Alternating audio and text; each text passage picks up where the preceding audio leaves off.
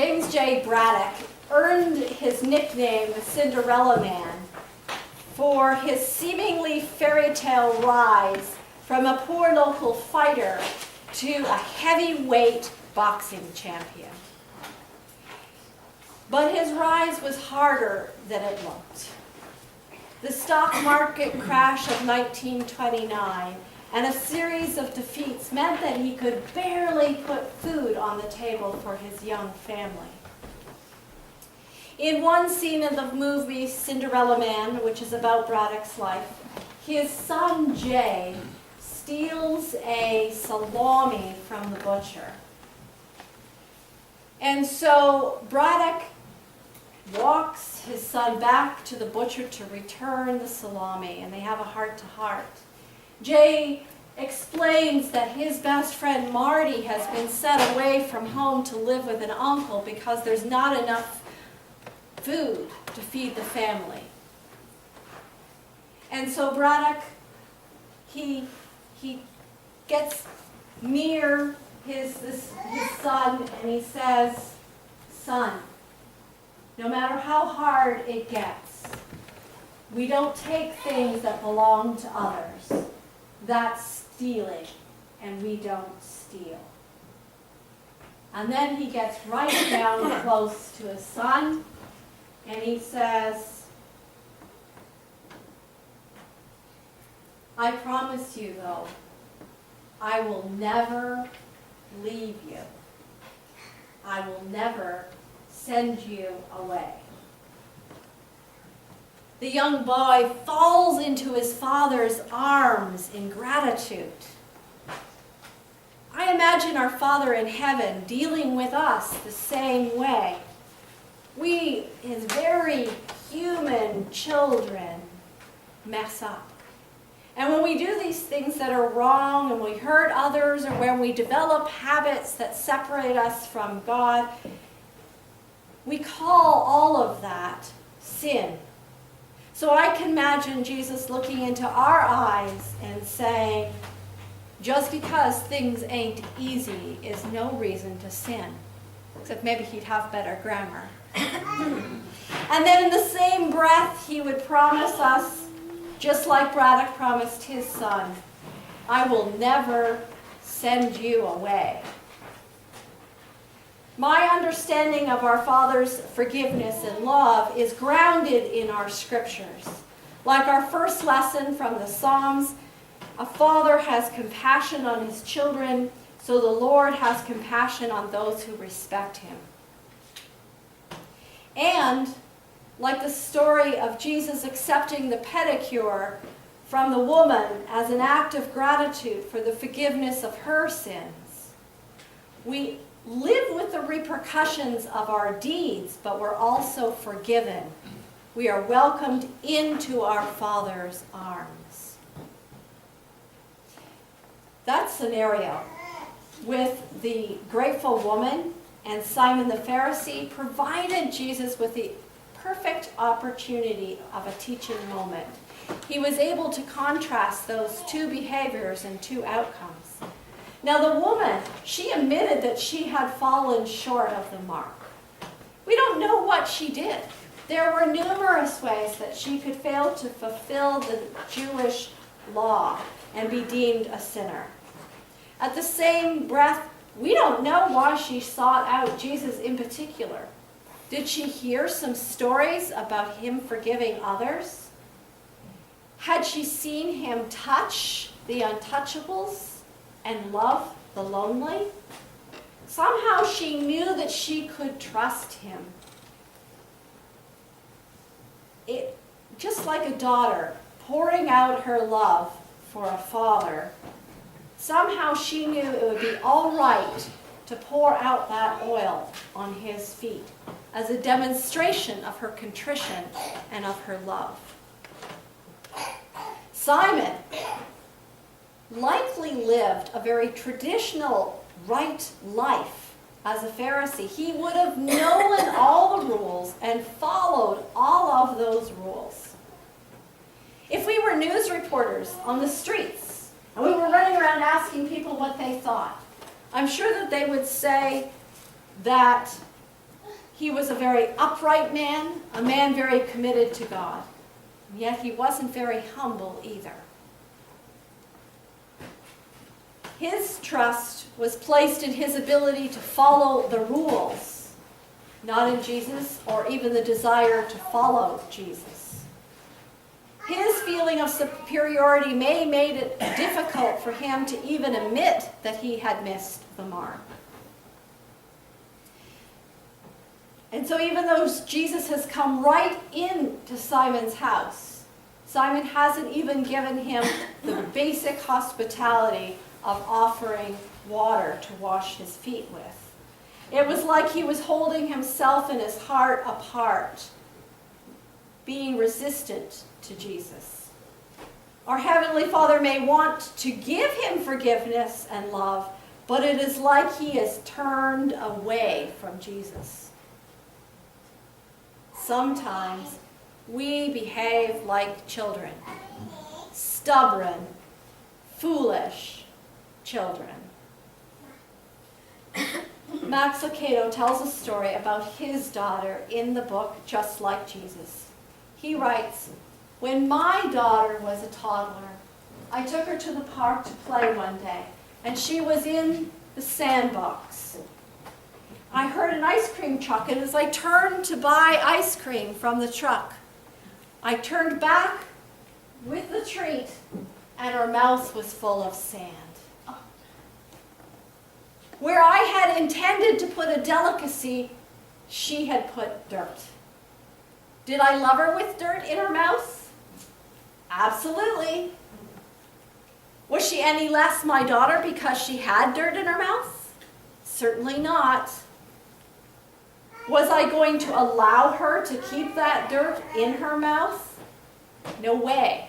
I loved her enough to meet her where she was, but I refused to leave her there. So I scooped her up, carried her over to a fountain, and washed out her mouth." God does that for us. He holds us over the fountain and says, "Hun, spit out the dirt. I've got something better for you." And he cleanses us of our filth and our immorality and our dishonesty, our prejudice, our greed. We don't enjoy the cleansing. Sometimes we even opt for the dirt over the ice cream. "I can eat dirt if I want to," we pout and proclaim. Which is true, we can. But the loss is ours. God has a better offer. Jesus had a better offer. He was willing to go right into Simon, the religious leader's home, to deliver that offer. And the story closes with Jesus saying to the woman, "You are forgiven." All the people around begin to mumble and murmur. Who does he think he is, offering forgiveness? Jesus speaks to the woman, but at the same time he's speaking to everybody in that room and to us. And he answers, "Your faith has saved you. Go in peace." We may be ready to seek that peace, but are we willing to give it also?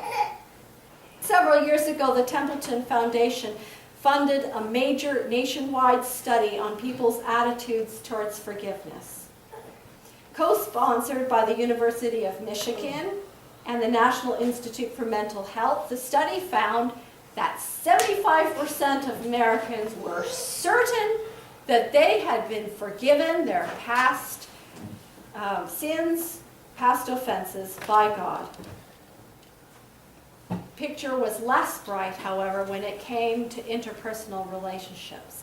Less than half of the people were certain that they had been able to forgive others.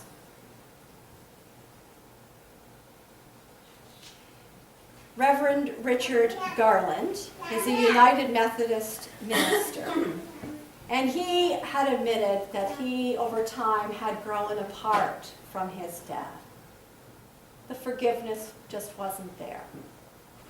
Now, I'm talking talking about his earthly dad. Just because I said the name Reverend doesn't mean that everything has to do directly about God.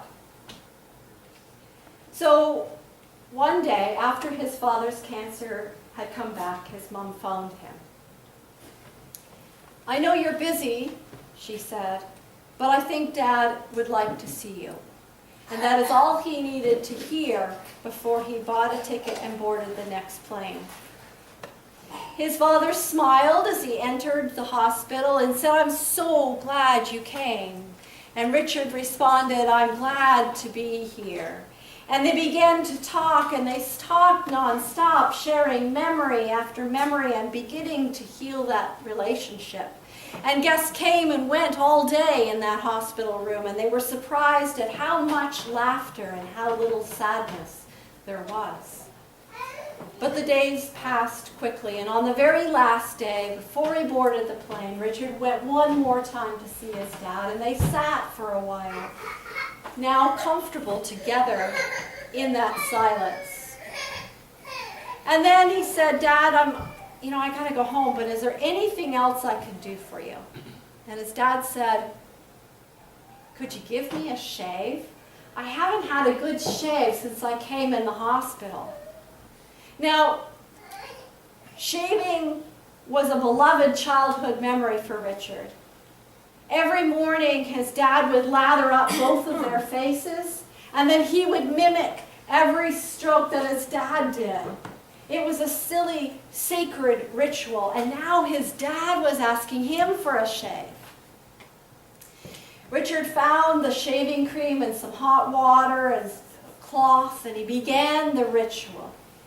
He wet the cloth and held the warm, wet cloth to his father's face to soften up the whiskers. And then he started to apply the shaving cream, working it into the stubble. And the room was filled with the aroma that he remembered from his childhood. Richard was afraid that he would cut his dad, but his dad, in complete trust, was lying back with his eyes closed, loving all the warmth and ritual that they were sharing. He dipped the razor in the water and then began to shave his dad. Dip and shave, dip and shave. It didn't take long before his dad's face was once more cleaned off with hot water, and he felt it and smiled and said, "That's the best shave ever." When it was time to go, Richard bent down to hug his dad, and he whispered, "I love you, Dad." And his dad whispered back, "I love you, son." It was the first time that they had really been able to tell each other that, and it felt good. But what felt even better, said Richard, was the trust that had finally been established between them. A trust that made it possible for a son to give the father a best shave ever. It's a holy remembrance for Richard. Love is like that. It's born in the due season of the common things that are made holy by the amazing love and grace of God and the presence of God. On this Father's Day, it's good to know that our love can bloom in the everyday prayers and conversations that we share with God. And all those moments that we're so afraid and we cling to God's promises. And in the little joys, like the rosy glow of dawn and the birds singing and the first shave of a new day.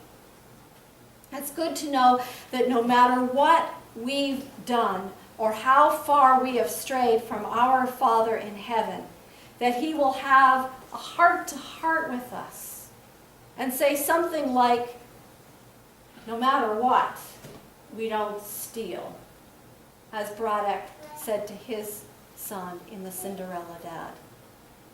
I imagine God saying, son, daughter, no matter what happens, it isn't good to sin. And you are forgiven. And I will never send you away. I love you. Will you accept our Father's forgiveness and trust?